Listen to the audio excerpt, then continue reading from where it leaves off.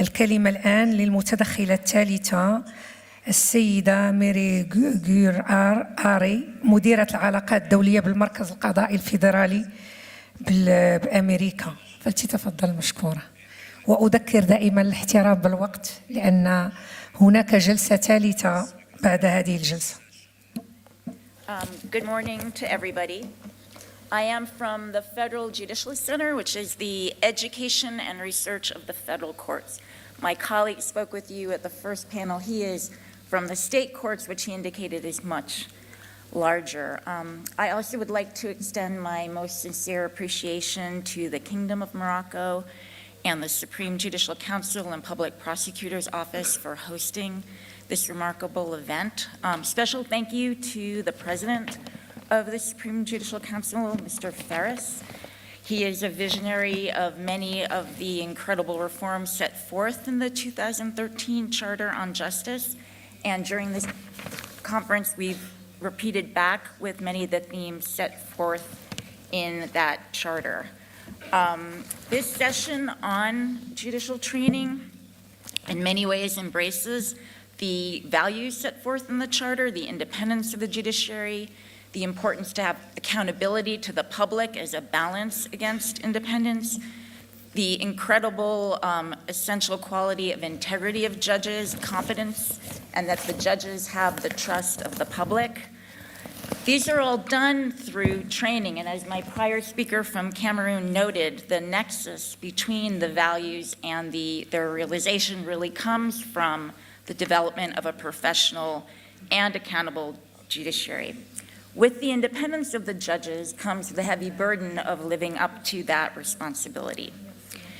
In the United States, as was mentioned earlier, we are a common law system, and there are many differences, including the role of the judge, the judicial career. Our judges start the profession much later, and also the training.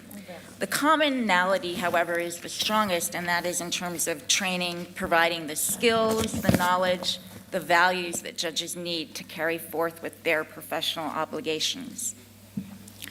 The Federal Judicial Center is structured quite differently than many training institutions in Europe and Asia, North Africa, and the Middle East.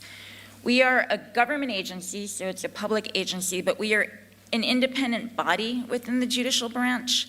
This is separate from the Ministry of Justice. It's also separate from our administrative wing. This was done intentionally to ensure, number one, that any needs, educational needs of judges would be independent and free of any political pressure, would be free of any administrative needs, because while efficiency and the importance of good case flow is important, if judges aren't performing their duties well and competently with regard to rule of law, then the goals of education are not met. Our director is a judge. Our board includes judges and is chaired by the Chief Justice. Another distinction in the Federal Judicial Center is that we not only do education, but we do research. We have a division that's staffed by social scientists, and that was done intentionally. The center was created in 1967. We actually just celebrated our 50th anniversary. And in the United States in the 1960s, it was a time in the private sector when there was a lot of focus and exploration of evidence-based practices. The goal, as we know in the private sector, is efficiency and best practices, and the only way to realize that is to study what's being done. Well, the government realized that's an important part of government functions as well, and so did the federal judiciary. So when we were created, we were actually created with research primary and education secondary because there's a good synergy between them. Our research division studies what courts do and how they do it and how they might improve what they're doing. And then they talk with our education division about their findings so that we can provide the judges with the information they need to use those best practices.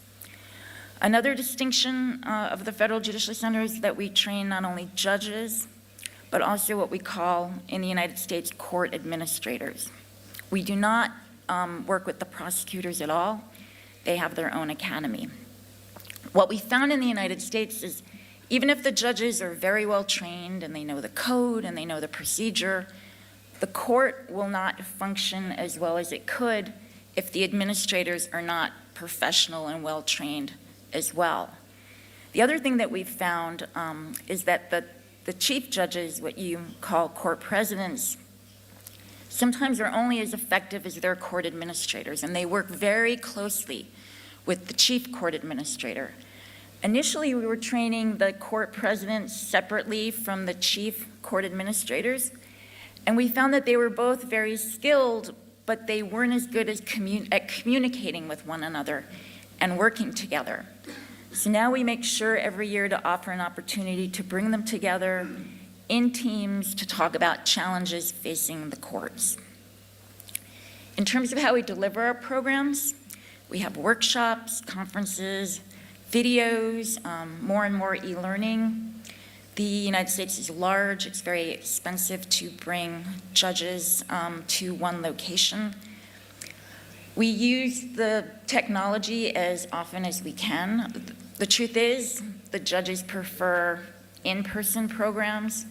It's very difficult for them to take time away from their busy day in court to go on their computer and watch a video. They appreciate, as we have done here the last 2 days, the opportunity to meet with colleagues and learn from one another. But when there is important information that the courts need to know right away, for example, the judiciary recently changed an important rule of procedure, we are able to produce a short video within a few days and broadcast it to all of the judiciary via our website, so there is really an important value to using the technology strategically. We also do publications for judges. The programs and the publications are all developed with the theme of being practical. Because our judges come to the judicial profession after having been attorneys for many years, they're familiar with the law, they're familiar with what courts do, they know how to do research, so if there's an area of law they're not familiar with, they know how to learn about it. But it's the skills of judging. So all the programs we do have to be practical and relevant. All of our training, I should mention, is voluntary. If the judges do not want to come, they do not have to. When our director testifies before our legislature each year to talk about our budget, it's very important that the director be able to say how many judges attend our programs. So it puts a lot of pressure on us to make sure the quality is very high and that they provide information the judges need. Same thing with our publications. They are not treatises on law. They are guides. We have a guide on case management, what steps to follow, guide on recurring issues that come up in criminal trials.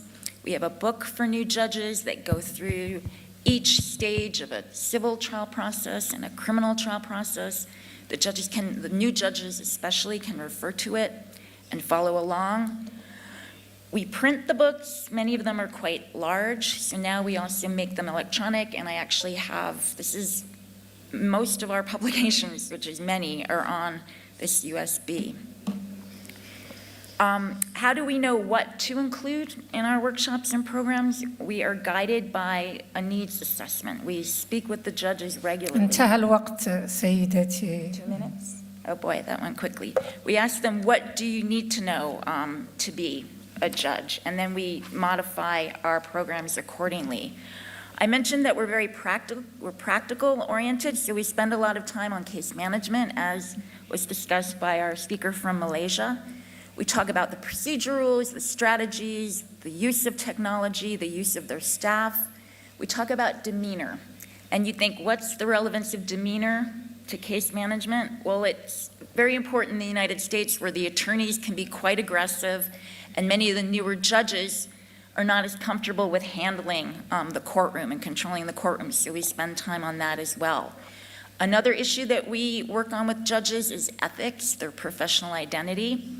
And it's not simply a matter of knowing the rules. It's really, for our judges, a nuanced issue of when to recognize the potential for an ethical dilemma. You can't teach ethics with a lecture. In fact, we try not to lecture for the most part. We try to use more interactive methodologies, so we teach by scenario and discussion. That is our pedagogy, and we focus on program design. Our judicial educators are trained not only in the law, but on adult education, which is really a discrete and very important discipline. When we teach opinion writing, we are not just showing the judges how to write per se. We are talking with them how to rewrite, because many of us will just write and write and write, but the true art of writing comes with editing your own work, making sure your analysis is clear. And in the United States, we're focusing more on writing not just for the other judges and not just for the lawyers, but writing for the public. So we're moving away from Latin, we're moving away from abstract concepts and language, and the judges are starting to make their decisions readable and accessible to the public.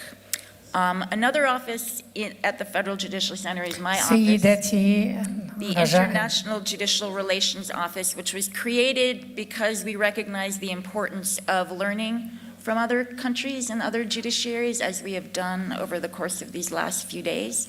I thank you for your time. I'm sorry I didn't have very much time, but I am available and happy to speak with any of you later on. Thank you. إذن الشكر للسيدة المتدخلة في إطار إعطاء تبادل التجارب عن تكوين المنتسبين للمهن القانونية والقضائية.